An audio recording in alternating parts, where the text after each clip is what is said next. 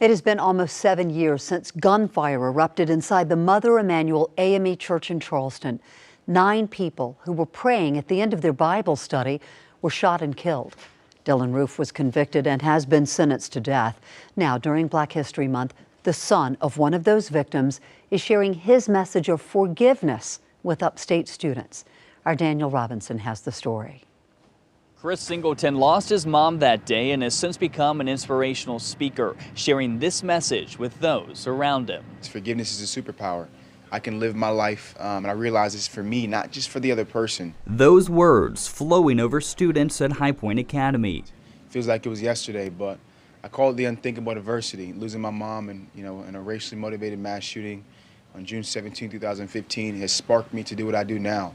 I got this hashtag, I say, can't let moms down. On that day in June, Chris Singleton's story was forever changed. I was 18 years old. I remember getting a call on my phone.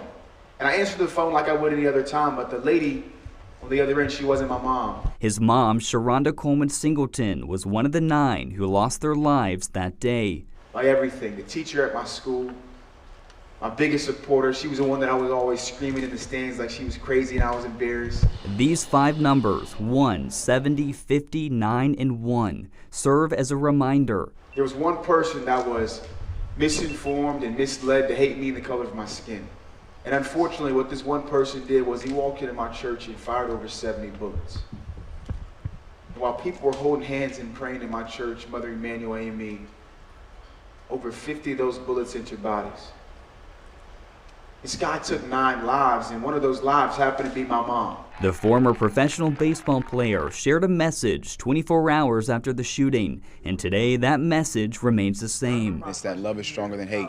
So the way that we come together is by loving one another, not throwing bricks of hatred at one another. Singleton forgiving Dylan Roof, the man who took away his mom. Although I do hope that one day he repents and gives his life to the Lord, for me, man, I've been able to move forward in my life and be a great husband and a great dad, and now share this message because of the power of forgiveness. Now his promise. Because I promised my mom when she was taken away from me that I'm going to continue this mission of unity. Is bringing people together. Well, I think the biggest message, especially for kids, is that Charles Swindoll has this quote, 10% of your life is action, the other 90% is reaction.